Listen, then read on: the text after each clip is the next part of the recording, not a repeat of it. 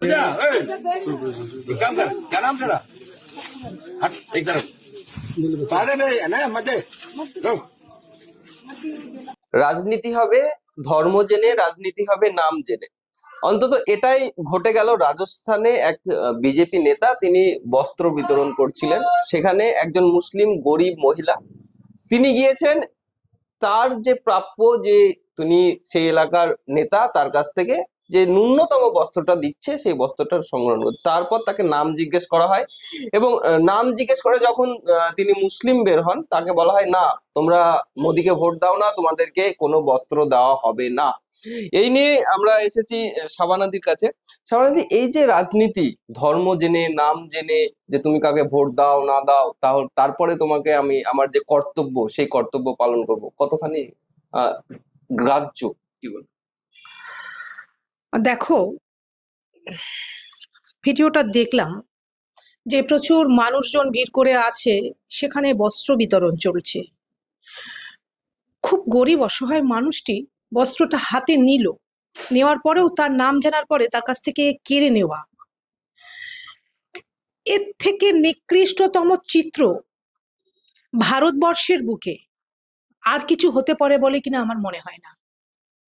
যেখানে গরিব মানুষের লাইন, যেখানে ভারতবর্ষ কতটা দরিদ্রতার নিচে আছে, যে আমরা যখন কোনো বস্ত্র দেওয়ার কথা, সামান্য একটু চাল ডাল দেওয়ার জন্য, যেহেতু আমি তো সোশ্যাল ওয়ার্কার একজন, তো এই ধরনের কাজগুলো প্রতিনিয়ত আমরা করে থাকি। আমরা যখন করি তখন আমরা শুধু দেখি তার পরিচয়টা সে ভূখার্ত, তার পরিচয়টা সে একজন গরিব, এর বাইরে তার আর কোনো পরিচয় নেই। তার খিদেটা হচ্ছে তার ধর্ম। তো সেখানে যখন মানুষের ভিড়ে তার হাতে কাপড়টা দেওয়ার পরেও, নামটা জিজ্ঞেস করার পরেও তার কাছ থেকে যে কেড়ে নেওয়া, এটা এতটা কুৎসিত। ভদ্রলোকের নামটা কি জানো? আমি যে বিজেপির যে প্রাক্তন সাংসদ সুখবীর সিং ভদ্রলোকের নাম। তো আজকে একটা সময় সে বিজেপির সাংসদ ছিল, মানে সে ভারতবর্ষের একটা যে কোনো একটা পার্টির সাংসদ ছিল। সেই সংসদ কিন্তু সর্বমানুষের ভোটে নির্বাচিত হয়েছে। আমি ধরে নিলাম, তর্কের খাতিরে আমি ধরে নিলাম যে বিজেপিকে মুসলিমরা ভোট দেয় না, কিন্তু একটা সামান্য বস্ত্র বিতরণের ক্ষেত্রে যদি এরা এত নিকৃষ্টতম আচরণের পরিচয় দেয়, তাহলে আগামী দিনে এই আরএসএস তথা বজরং দল তথা বিজেপি করা মানুষগুলোর মানসিকতাটা একবার ভারতবর্ষের মানুষ দেখুক, যে এরা কতটা নিকৃষ্ট, কতটা নিচে নামলে এমন ধরনের কাজ করতে পারে। আসলেই বিজেপি ধর্ম নিয়ে রাজনীতি করে, আসলেই বিজেপি হিন্দু মুসলমান নিয়ে রাজনীতি করে, আসলেই বিজেপি মসজিদ মন্দির নিয়ে রাজনীতি করে। এই বিজেপির এই নোংরা রাজনীতি সম্পর্কে ভারতবর্ষের মানুষ সচেতন। কিন্তু আজকে সুখবীর সিং নামে একজন প্রাক্তন বিজেপি সাংসদ, তিনি একজন দুস্থ অসহায় এতিম সর্বহারা গরিব মহিলাকে একটা ন্যূনতম 200 টাকা কি 150 টাকার একটা বস্ত্র দিয়ে সেইটা আবার তার নাম জানার পরে তার থেকে কেড়ে নেওয়া, এর থেকে নিকৃষ্ট রাজনীতি বিজেপি আর করতে পারে বলে মনে হয় না। এবং এটারও বাংলার মানুষ সাক্ষী থেকে যাবে। অত্যন্ত ঘৃণা জানাই, অত্যন্ত নিন্দা জানাই, তীব্র ধিক্কার জানাই। এবং সত্যি কথা বলতে কি, এই মানসিকতায় থুতু ফেলতে ইচ্ছে করে একজন ভারতীয় নাগরিক হিসেবে। এর বাইরে আর কিছু বলার নেই। ওদিকে এই যে মানুষের মধ্যেও যে এরা তো নেতা ভেদাভেদ করছে, অপরদিকে মানুষের মধ্যে আমরা দেখছি উত্তরপ্রদেশে জনৈক 3জন ব্যক্তি তারা জাকাত, রমজান মাসে জাকাত তুলতে যাচ্ছেন সেখানে, এবং সেখানে তাদের উপর চড়া হচ্ছে এবং তাদের বয়স্ক, তাদের মাথায় টুপি, মুখে দাড়ি, এবং তাদেরকে অকথ্যভাবে মারা হচ্ছে। ওই ভিডিওটা কি বলবেন? দেখুন, এই যে বিজেপির কালচার, এটা তো এই রাজস্থানে যে ঘটনাটা ঘটলো এটা তো নতুন নয়। এই বিজেপির কালচার তো ভারতবর্ষের মানুষ, বাংলার মানুষ দেখে অভ্যস্ত। আমরা প্রতিনিয়ত উত্তরপ্রদেশে এমন ধরনের ঘটনা দেখতে পাই যে এই যে আমি অনেক দূরের কথা বলছেন, কিছুদিন আগে রানাঘাট লোকাল হবে যতদূর সম্ভব, আমি কিন্তু শিওর নই, রানাঘাট যতদূর সম্ভব, সেখানে ট্রেনের মধ্যে 3জন কি 4জন মুসলিম আছে, তাদের দাড়ি আছে, মাথায় টুপি আছে। তাদেরকে দেখার সঙ্গে সঙ্গে ট্রেন ভর্তি লোকজন জয় শ্রীরাম বলে চিৎকার করে তাদেরকে অপদস্থ করতে লাগলো এবং অকথ্য হাসি এবং গালিগালাজ তাদেরকে করতে লাগলো। মানুষগুলোকে দেখলাম নিরীহ চুপচাপ দাঁড়িয়ে আছে, যতদূর সম্ভব তাদের মুখ দেখে মনে হচ্ছিল তারা প্রাণহানির বা আশঙ্কা বোধ করছিল। তো এই যে বিজেপির কালচার, কিছুদিন আগে গরু পাচার সন্দেহে কিভাবে তাকে পিটিয়ে মারা হলো দাড়িওয়ালা লোকটিকে, তো এই যে বিজেপির কালচার, এই কালচার তো সর্বত্র ভারতবর্ষের সর্ব জায়গায় চলছে। যেখানে মুসলিম দেখলে, মাথায় টুপি দেখলে, মাথায় দাড়ি দেখলে তাদের মধ্যে একটা উগ্রতা, একটা উগ্র হিন্দুত্ব তাদের মধ্যে চেপে যায়। তো এই কালচার থেকে এই ভয়ঙ্কর যে পরিস্থিতি ভারতবর্ষের বুকে আসছে, যে গণতান্ত্রিক ভারতবর্ষ, সেই ভারতবর্ষে সর্বধর্মের মানুষের ধর্মচারণ করার অধিকারের কথা যেখানে সংবিধান বলেছে, সেই সংবিধানকে অবমাননাকারী, সংবিধানকে হত্যাকারী বিজেপি, এই বিজেপির যে নোংরা কদর্য রূপ দিনের পর দিন বেরিয়ে আসছে, পার্টিকুলারলি একটা সম্প্রদায়কে এরা টার্গেট করে যেভাবে হিংস্রতার দিকে যাচ্ছে, তাতে আমি বলবো ভারতবর্ষ তথা বাংলা সম্প্রীতির দেশ, এখানে সর্বধর্মের মানুষ বসবাস করে। তো বিজেপি চাইলেও তারা ক্ষমতায় আসতে, বাংলায় তো তারা ক্ষমতায় আসার কখনো স্বপ্নই দেখে না, বরং 26-এর ভোটে তাদের আরো বেশি পতনের দিকে তারা যাচ্ছে। কিন্তু এই ঘটনার জন্যে আমাদের দেশের যে প্রধানমন্ত্রী, দেশের যে মুখ্যমন্ত্রী, দেশের যে স্বরাষ্ট্র সচিব, তাদেরকে যদি দায়িত্ব নিয়ে এই বিষয়গুলো আটকানো না যায়, তাহলে আগামী দিনে ভারতবর্ষ একটি ভয়ঙ্কর নোংরা অন্ধকার জগতে তলিয়ে যাবে। আপনি বলছেন 26-এ বিজেপি বাংলায় আসতে পারবে না, তবে নরেন্দ্র মোদী নিজে চিঠি লিখছেন এবং বর্তমান যে সরকার পশ্চিমবঙ্গে চলছে তার কি কি দোষ, কি কি ভুল, কি কি তাদের জালিয়াতি, সে সমস্ত কিছু নোট ডাউন করেছেন এবং মানুষকে জানানো হচ্ছে এবং তিনি সুযোগ চাইছেন বাংলাতে আসার জন্য 26-এ। আদৌ কি মানুষ 26-এ সুযোগ দেবে? কখনোই মনে হয় না যে বিজেপি নামক সাম্প্রদায়িক দল, বিশেষ করে ভারতবর্ষের অন্যান্য রাজ্যের থেকে বাংলা একটি স্বতন্ত্র রাজ্য। এই বাংলা রবীন্দ্রনাথের বাংলা, এই বাংলা নজরুল ইসলামের বাংলা। তো এই বাংলাতে বিজেপি নামক যে সাম্প্রদায়িক দল, যে দলটা শুধুমাত্র টিকা আছে হিংস্রতার ওপরে, যে দলটা শুধুমাত্র টিকে আছে ভারতবর্ষের কোনো উন্নয়ন এই বিজেপি সম্প্রদায়ের দ্বারা হয়েছে। আজকে বিজেপি এত বছর ক্ষমতায় আছে, বলুন যে বিজেপির দ্বারা কি কি উন্নয়ন বাংলা তথা ভারতবর্ষের বুকে হয়েছে।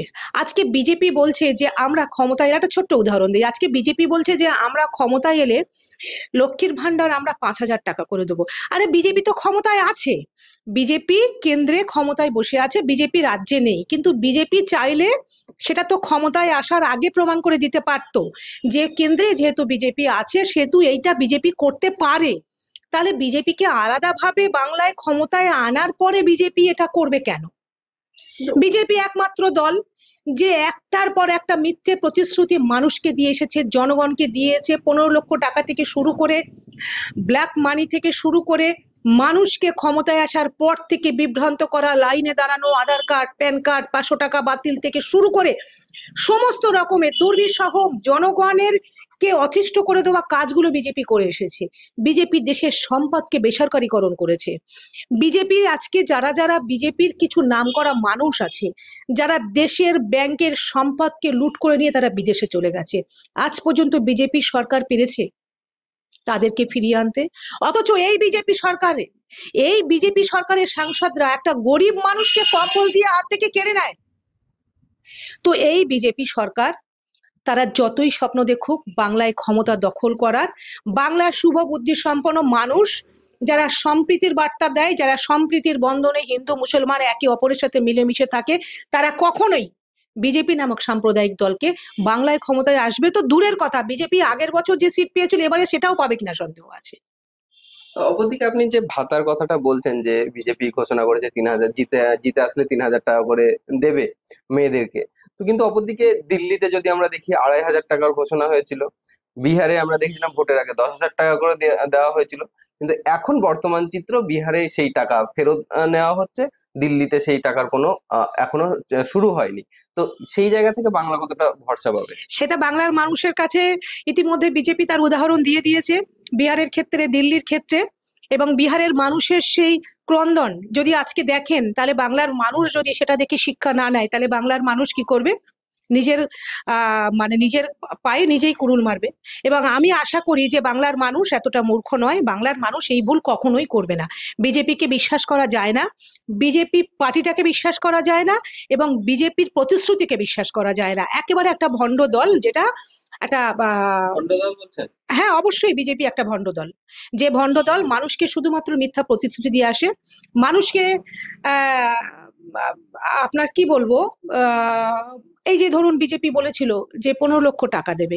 আজকে বিজেপির অন্ধ ভক্তদের কাছে আমি জিজ্ঞেস করতে চাই, বিজেপির এই অন্ধ ভক্তরা কি পেয়েছে টাকা?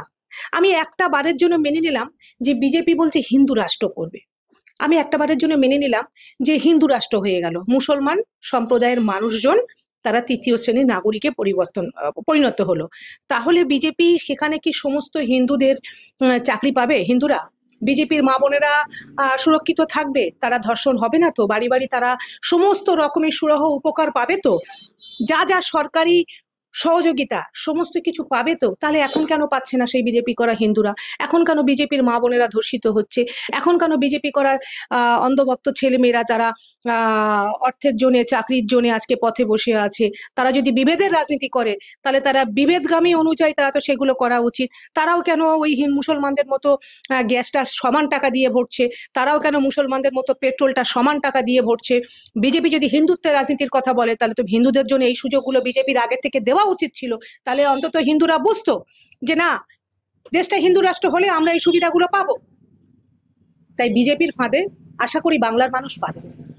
অপরদিকে এসআইআর চলছে রাজ্য জুড়ে এবং 28 তারিখে এসআইআর এর ফাইনাল লিস্ট বেরোবে, এবং তার আগে তৃণমূল এবং বিজেপি যে ইসিও দপ্তরের সামনে হুলস্থুল কাণ্ড এবং একে অপরকে গালিগালাজ, মারমুখী একটা অবস্থা, কি বলবেন? দেখুন, তৃণমূল দল সম্পর্কেও আমার যে বিশেষ কিছু বলার আছে তা নয়। আমি একজন বাংলার নিরপেক্ষ মানুষ, আমি কোনো রাজনৈতিক দলের পক্ষপাতিত্ব করে এখানে কোনো কথা বলবো না। তবে এই যে এসআইআর এর যে কার্যকলাপ বা প্রক্রিয়া, যেটা একটা দীর্ঘ সময়ের প্রক্রিয়া, যেটাকে হঠকারিতার সঙ্গে, দ্রুততার সঙ্গে যেভাবে নির্বাচন কমিশন এই প্রক্রিয়াটাকে সম্পন্ন করার চেষ্টা করছে, এবং 28 তারিখ থেকে যে লিস্ট একটার পর একটা বার করবে, সেখানে হয়তো এমন বহু মানুষ আছে, ইতিমধ্যে এসআইআর নিয়ে অনেক কিছু হয়েছে, অনেক মানুষের মৃত্যু থেকে শুরু করে অনেক কিছু, সেগুলো আপনারা কম বেশি প্রত্যেকেই জানেন, সেগুলো নিয়ে তুলব না। তো এখানে বহু মানুষ যারা নাগরিক, তাদের নাগরিকত্ব হারানোর একটা ভয় থেকে যাচ্ছে। সেই জায়গায় দাঁড়িয়ে যেটা নির্বাচন কমিশনের অফিসের সামনে হয়েছে, অকথ্য নোংরা ভাষায় গালিগালাজ, যেটা আজকে রাজনীতি করা মানুষ যদি এত অকথ্য ভাষায় গালাগাল করে, যে গালাগালগুলো একটা সাধারণ নিউজ আমরা পরিবারের সাথে বসে দেখতে পাচ্ছি না, ব্যাকগ্রাউন্ড থেকে এত নোংরা শব্দ ভেসে আসছে। তো এই বাংলার রাজনীতি দেখে আমরা অন্তত অভ্যস্ত নই, বা এই ধরনের রাজনীতি বিজেপি বলুন, তৃণমূল বলুন, যে কালচারই বলুন না কেন, এই রাজনীতির থেকে বাংলার মানুষ কিন্তু নিস্তার পেতে চায়।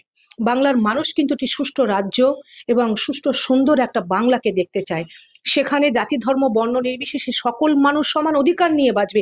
আজকে বাংলার বুকে আপনি জানেন, গতকাল গাইঘাটাতে একটি ছেলে, সে নামাজ পড়ে তারাবি পড়ে ফেরার পথে তাকে গাইঘাটার কিছু উগ্র হিন্দুত্ববাদ তাকে মেরে রক্তাক্ত করে দিয়েছে, এবং পুলিশ তাকে অ্যারেস্ট করার পরে আবার তাদের দাবি কেন অ্যারেস্ট করা হলো। আজকে এটা উত্তরপ্রদেশ নয়, আচ্ছা স্বয়ং বাংলার ঘটনা। আজকে বাংলায় এমন ঘটনা ঘটানোর সাহস পায় কি করে? কারা দিচ্ছে এই সাহস? কাদের মদতে হচ্ছে এই সাহস? যেখানে বাংলার প্রশাসন তৃণমূল সরকার, যেখানে প্রশাসন তৃণমূলের, যেখানে আইন তৃণমূলের চলে, যেখানে স্বাস্থ্যমন্ত্রী তৃণমূলের, যেখানে আইনমন্ত্রী তৃণমূলের, সেখানে এই ধরনের ঘটনা কি মেনে নেওয়া যায়? নাকি সেখানে এই ধরনের ঘটনা বাংলার মানুষ এক্সপেক্ট করে, সেটা হিন্দুর ক্ষেত্রে হোক বা মুসলমানের ক্ষেত্রে হোক? অত্যন্ত অরাজকতা চলছে বাংলার বুকে, এটার অবশ্যই পরিবর্তন হওয়া দরকার।